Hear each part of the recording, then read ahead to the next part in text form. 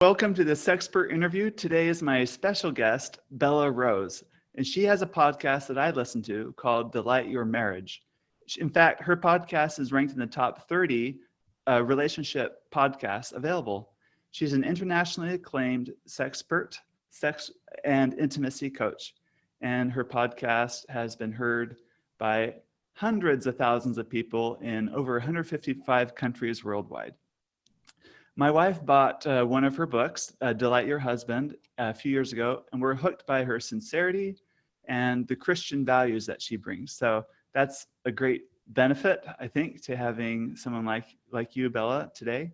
Also, she has many different programs, which maybe we'll talk about.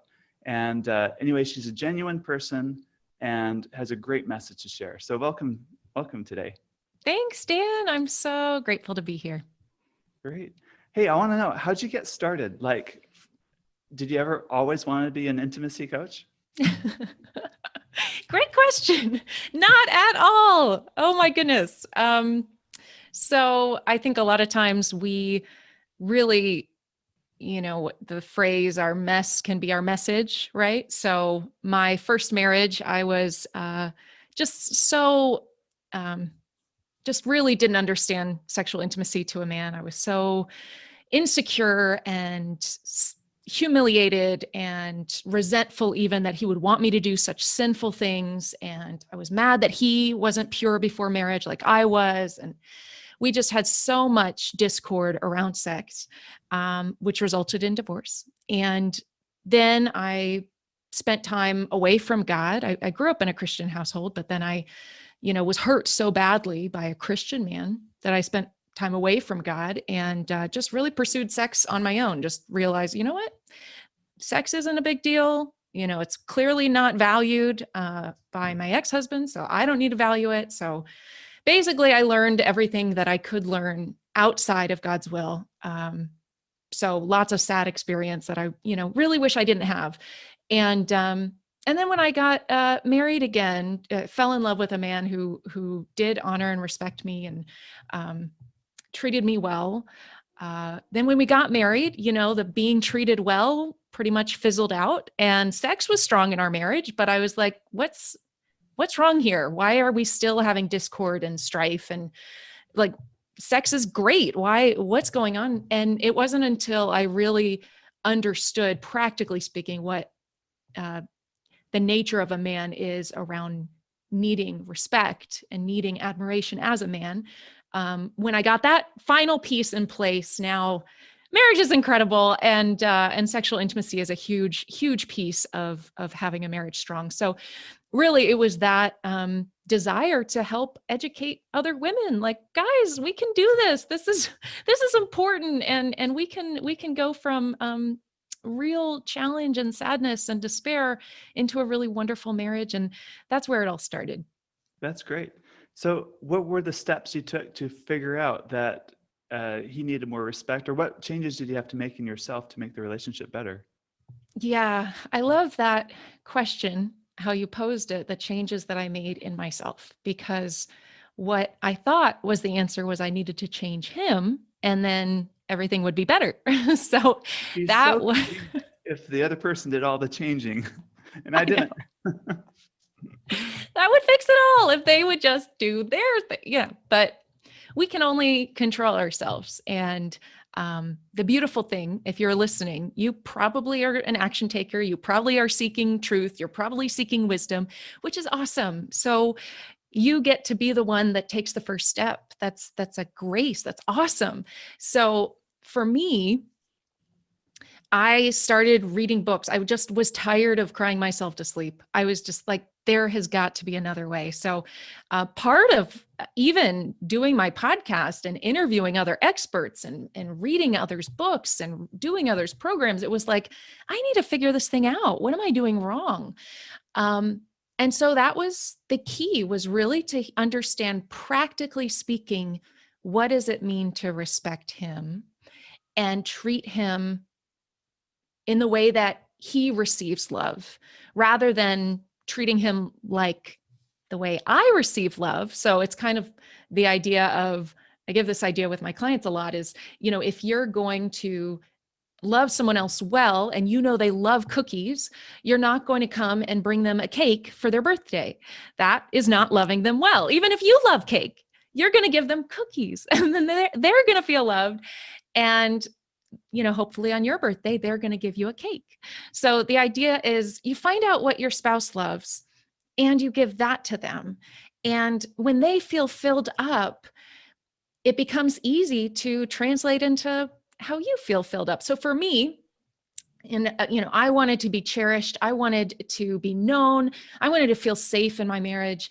And so what those three principles that I teach is that, things like romance were important to me. So when he would skip out on every holiday because he had to work and never make it up to me, and he would forget my birthday, and we'd never go anywhere special for me, it was really heartbreaking. So I had to shift the way I thought about it and really realize that, there are really good things about my husband. And I need to focus on those good things, the things that I can be grateful for, so that he stops feeling like a failure as a husband, and he starts shifting the way he sees himself by my words towards him. So when I'm frustrated and mad that he's not taking me anywhere, I'm full of resentment and unforgiveness and anger. And all that does is make everything worse, because he's like, see, I'm a terrible husband. I just don't want to be around her. I'm not going to, she's not attractive to me. I don't want to be there. But instead, if I see the glimmers of good things that he's doing for me, and I started to say, gosh, honey, thank you for surprising me. Thank you for this meal, even if it was a TV dinner or whatever. Like, he didn't actually have to make that for us. He didn't have to do that one dish in the dishes. Like, he didn't have to do that one thing. So when I started to be grateful for the tiny things, it started to grow into much bigger things that ultimately transformed our entire marriage, because I changed. Gotcha. And then likewise, he responded. And now does he take you out to nice restaurants to remember your birthday? Yes, he does. Yes, he does. I'll say COVID has slowed down actually going to restaurants, but yeah, he's completely become a different man because I've become a different woman. That's great. The question I want to ask is, so you come to a realization that in order to love your spouse the way they want to be loved, that requires you to do a lot of scary things on your own. Yeah. That might take you far out of your comfort zone sometimes. And you kind of need to make a decision if you're going to really do that or not, or what's right or not. Is it really for the greater good? Or is it or am I just accommodating him and I'm going to feel resentful for just constantly accommodating? How do you navigate all that? Yeah, a really good question. Really good. I love the idea of thinking about the things we don't want to do for our spouse as being scary, because I think a lot of times we don't name it as such. We kind of call it a lot of things, but we don't realize it's a lot of times fear, because it's vulnerable. So for a wife, it's vulnerable to initiate, especially when you've rejected for so long, or it's vulnerable initiating almost any time. For a husband, for men too, yep. Absolutely. For different reasons. Yep. And for a husband, it's also vulnerable to try to do something special for your wife, because she might criticize you. She might critique what you've done. And there's often a lot of history for that. And it feels like, oh, nothing will ever be good enough for either the husband or the wife. So how do you navigate this resentment, was the question. Like, are you just going to be a doormat for the rest of your marriage and just think, oh, I'm just going to take it and resign yourself to a bad marriage? Well, I think the piece that's really vital is strategy and a long-term mindset. So what is really important is for people to not look at their marriage with if you're at a 2 out of 10 in your marriage, you're not going to do the same actions that an 8 or 9 out of 10 marriage would. So it wouldn't make sense for me to give someone advice, and I say this so often, you need to be thinking about where you are right now in your marriage, in your emotional, spiritual, and physical intimacy, and then take just the next step for your marriage, just one step further. So if you think about kind of like a line graph, if you will. So if you think about being a 2 out of 10, and then that's going to be on the marital health spectrum. 0 out of 10 is the, what is that? X-axis? Yeah, X-axis. And then on the Y-axis, up and down, is your level of openness with your spouse. So if you're a 2 out of 10, you're not going to be 10 out of 10 open with your spouse, because that means you would share all this negative stuff, all your feelings, all your resentment, all your negative stuff. But instead, you're going to share just the positives, just the little good things, the little glimmers that you see in your spouse. And then when you get to be a 3 out of 10, you're going to be open about a little bit more of those good things. And then a 4 out of 10, a 5. And eventually when you get to be 7, 8 out of 10, you're more open. You're more able to share. You compliment in the direction that you want your spouse to go. When you're farther along, you have playfulness as a bedrock of your marriage. You have more of yourself in the marriage. But if you don't have the strategy of starting at a 2 out of 10, you can't get to an 8 or a 9 out of 10. Because if you're open about all the negative stuff, you're going to just go backwards. So that's in the same way of you're serving first, you're loving first, you're getting your marriage healthy, where your spouse is fulfilled in the marriage, and then they're going to be more receptive to hearing what you love or what you would enjoy. So if you just think about it, the long-term view, you might have 30, 40, 50, 60 years 80 years left. I don't know how long you've been married. Some of my clients are like 45 years in. Like, you still can think about it in the long game and not think, I've got to, make all of my convictions known right now. And instead really employ strategy in fixing your marriage and making it intimately free. That's great. So there's a correlation between openness and the quality of the marriage. Can you talk on that? Do you think openness has to do with intimacy? Yeah, definitely. Definitely it does. So as you get higher up in the marital health spectrum, you are going to be more open. And openness and vulnerability are really very similar words and very similar concepts. And you're going to be more vulnerable in sex. You're going to be more vulnerable in your emotions, and you're going to feel more connected to your spouse the more open you are. But you have to be cautious of when is the right timing for that. That's great. Any specific stories you can share from people you've counseled that may have been at a 2 or a 3, and the specific strategies they've employed to help them get to the higher level? Yeah, absolutely. So one gentleman's coming to mind, and I'm just going to make up a name here, Frank. His wife had left him after just so much rage and strife between them. He felt very disrespected. Sex was not happening in their marriage to a large degree. And she was very controlling and disrespectful. And so, I mean, just the perfect storm, right? Both of them were getting at each other negatively in the way that they receive love, right? The absolute worst kinds of dynamics.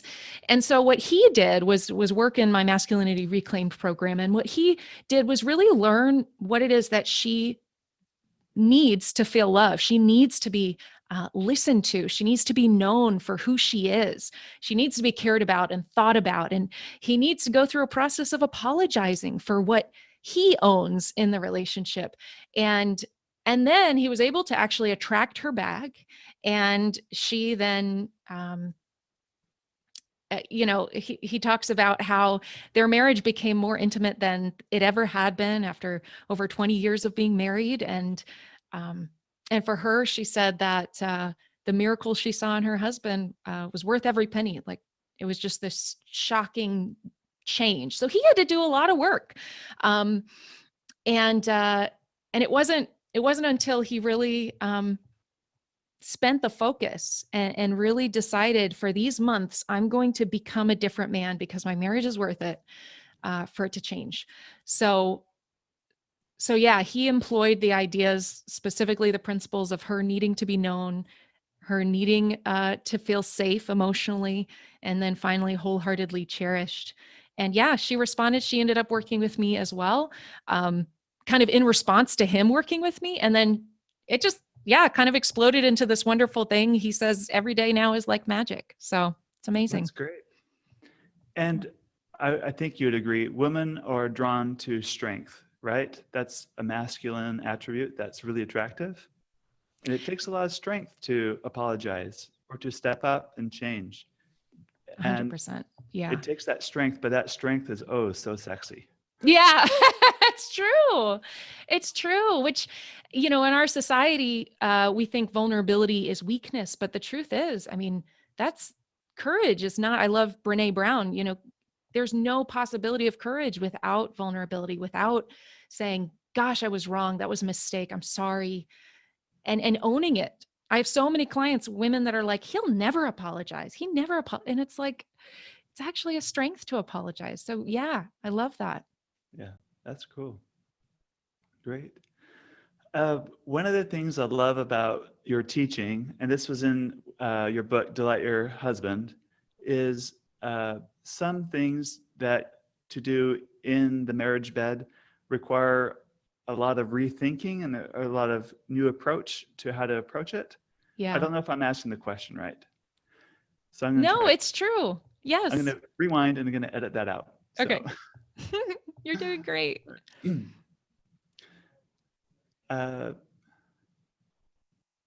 Speaking of courage, we've talked about in the past and on your show and in your books and in your programs too, some things require you to face your fears and overcome them so that you can be a better lover in and out of the bedroom.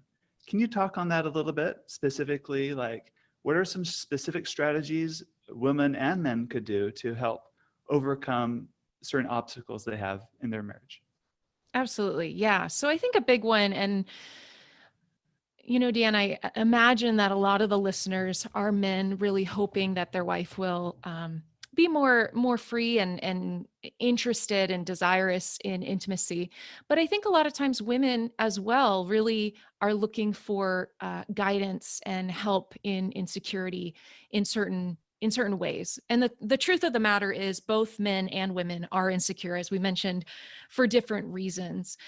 I wanted to give just some very specific guidance on helping that insecurity. So one is assume that your spouse is insecure around sex. That's going to sound strange, but if you assume that the other person is insecure, it makes you more confident, because then your role is to encourage them, is to make them feel good.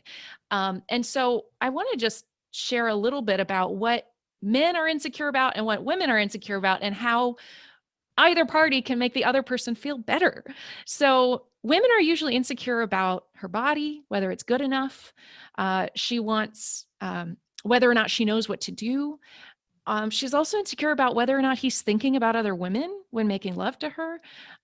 She also is maybe insecure about if this activity is sinful or wrong. And another one is, does he think the position or the activity or whatever, the look of what's going on is gross to him? And these are things that he probably immediately, as I say them, are like, no way. To a man, he's like, I love the visuals. I love what she's doing. It's amazing to me. But the thing is, as a man, you can help her feel more confident and more secure by being very vocal about what you like and all the positives. It's never helpful to critique. It's never helpful for criticism. The only thing that is helpful is to acknowledge and appreciate the good that she's doing. So yeah, maybe the lights are off, maybe the sheets are up, but thank God that she made love to you. Oh my gosh. So you can just share how amazing it felt and how amazing her body is and how incredible it is that she's willing to do that for you. Those are the kinds of comments that will slowly help her to open up more and help her, think the long game. Once again, you're going to share the good. You're not going to share the critical. You're not going to say, I wish if you could only just do X, Y, and Z. That's going to make her be like, well, never mind. You're never satisfied. You don't like what I do. And again, it increases those insecurities, which we never go towards something we don't feel like we're a winner at. We go towards things that we feel like we're awesome at. So for a man to decide, you know what, I'm going to make her feel better in sex. And the truth is, when you have that mindset is, how can I make her feel better? It's going to make you more confident. So that's a piece for men specifically. And then for women specifically, just to kind of share some of his insecurities, is a big one is whether or not she's attracted to him. And again, for women, it's like, yeah, I'm attracted to him. That has nothing to do with our sex life. But the truth is, for men, if they're not having sex generously and frequently, it makes him feel like she is not attracted to him. Another one, which again for women sounds crazy, is he big enough? That's what men care about. But the truth is, with all my work with women, I have never ever heard a woman concerned about her husband's size as being too big. Never, ever. So women just don't care about that in real life. Like, movies are ridiculous. In real life, in real marriages, they don't care. It's wonderful. Another one that men have insecurities around is, does he know how to please her? And a huge one is, will she reject him or judge him for wanting something, or just wanting intimacy in general? So as a woman, she can really help him by making it clear that she loves his member, that she loves what they're doing together, that he is good enough in bed, that he does please her. And again, it's just consistently encouraging the good. So if he touches her a certain way, say that she loves him touching her body in certain ways, moving his hands, but always being positive about what he's doing is always going to make it better. And even just touching him around his member is going to make him feel, not just around his member, on his member, is going to make him feel so much more loved than she can ever imagine. And I think one piece that's really key for women is to recognize that with the insecurity around, is something sinful or should I be doing a certain act? Something that I teach is to really reframe a lot of sexual activities. And that includes like renaming them. It means just getting the world's mindset outside of your marriage bed, because yes, sexual sin is all over the place, whether it's movies or X-rated stuff or affairs or all, just everything. But that's not God's truth. God made sex. God made sex as holy, as good. I mean, he designed it. It's the enemy that tried to pervert it. And Dan, you teach this all the time, so you know exactly. But yeah, so we don't want to bring any kind of potential mindsets from the perverted stuff. So what I teach for women, like, why not just rename things? If there's a hang up on a certain word or phrase, like, rename it. So men, some of the things they like extremely crave is oral sex. They're receiving it. And a lot of the words that, I think is in pornography and that sort of things, I don't like. I hate them, in fact. So I just renamed it. Penny is what I call it. And it's just this completely holy, good interaction between a husband and wife, where she can bring him incredible joy using her mouth and hand. And it's really just changed for so many of my clients to change the way you think about things. So I'll talk about a particular wife who just felt like sex was not only just for him, but a lot of the stuff, as growing up, just really in the purity mindset of, she doesn't do a lot of things because they're not holy, they're not good. Biblically speaking, she didn't know if they were good. And so her husband was a good man and was kind, and but she just couldn't bring herself to do things like Penny for him because she just felt it was wrong. And so when she really started to see that sex and all the activities is good and holy and God ordained, and there's so many Bible references on, you should be inebriated by your wife's love. I mean, that's the kind of stuff you can fully enjoy. Now her husband told me that she does road penny and like just all sorts of things that he just can't even believe that she does for him. But it's because she had to really reframe and realize this is not dirty. This is not wrong. This is not gross. It doesn't mean that she's less than. It means that she gets to give her husband amazing pleasure. Like, what is more powerful from a woman than that? That's great. Fantastic. So let's say you're a couple and on your scale, you're already at a 7 or an 8, or maybe even a 10. What are your black belt sex tips that you would have for a couple like that? This is a couple, things are already going well. Now they're ready to go to the next level. Yeah. Well, so I have to be careful, right? Because I'm sure everyone is listening to this like, okay, great. I'm going to ignore what Bella said about gratitude and go straight to these tips because that's the thing I want to be very cautious and careful about here. You can't get there unless your core is healthy first, right? You got to have everything else taken care of. But yes. My fear is there's too much advice out there that's assuming you're not in a good place, when I think a lot of people listening to this are in a good place in their marriage, yet you don't hear enough of the other good stuff that can make it even better. Awesome. Yeah, well, I think a big thing is teasing is really key to marriages in and out of the bedroom. So it's interesting because husbands want to be teased like with sexy images, text messages, phrases. Those are the things that husbands want to be teased with, which is great. So wives, there's some good advice is to just throughout the day is touch him on his member, just be like, hey, honey, would you like to see something? And then he walks into the room and you're half clothed, or you show him what panties you've got on, or that sort of thing is really super fun. And it just makes your marriage really exciting for him. And so the important thing to recognize is women don't really want that from their husbands. So again, with the cake and the cookies, don't give your wife a cake. She wants the cookies. Like, be clear. Just because you want a cake doesn't mean you need to give her that cake. So she probably wants more of the romance and the, giving her more like cuddles and teases around that. So like, cuddle her for a moment and then get up and do the dishes or something that like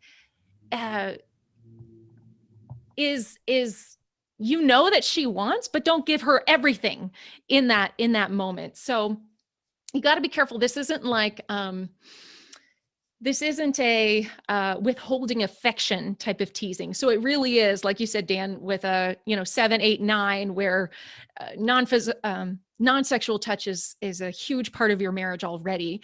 But then there's additions of like, kissing her on the lips and then on the neck and then going ahead to the other room. Like those are things that tease her rather than are like, oh my gosh, sex is coming. Don't do it.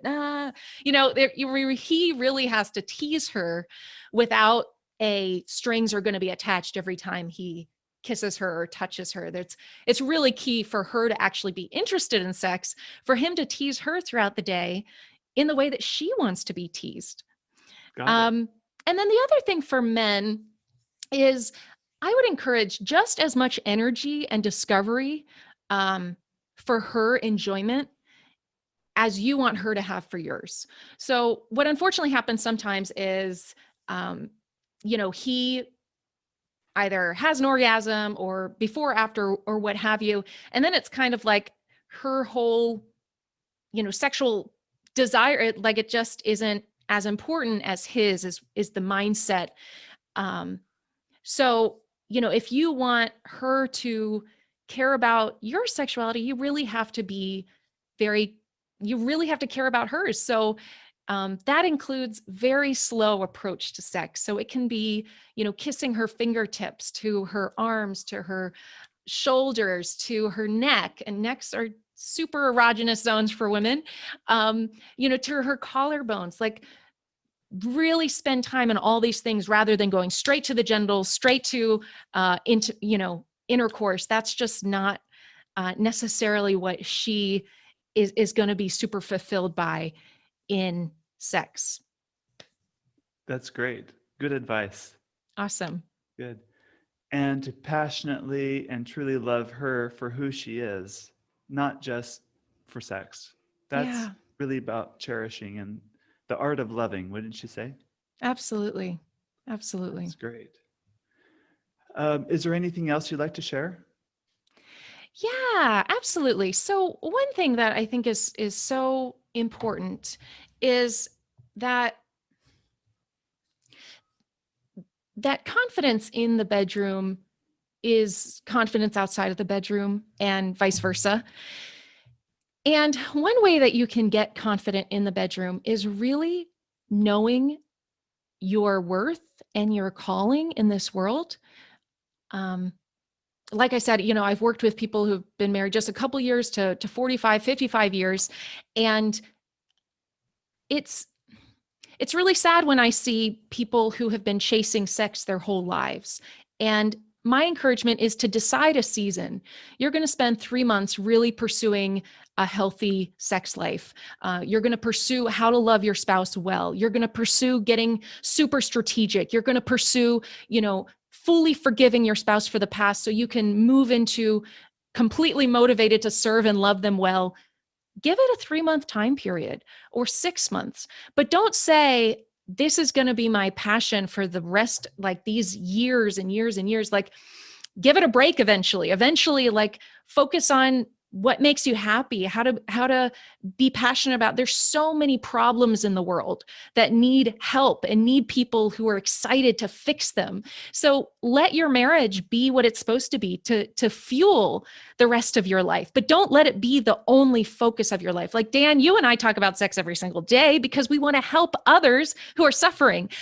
But unless that's somebody's work, that they are helping others in this space, when somebody's whole existence is wanting their spouse to fill them up sexually, that is a problem. And so my encouragement is to really get pieces of your life that are just so fulfilling, so that sex is not the only thing that makes a man feel like a man. And sex is not the only thing that a wife feels attracts her or makes her attractive. There are so many other things. So I guess some practical things is limit people's exposure to TV.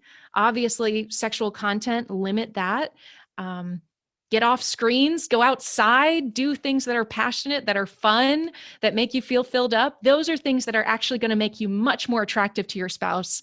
And ultimately, I think in line with God's will for you. That's great. Thank you very much. If they want to find you, how do they find you?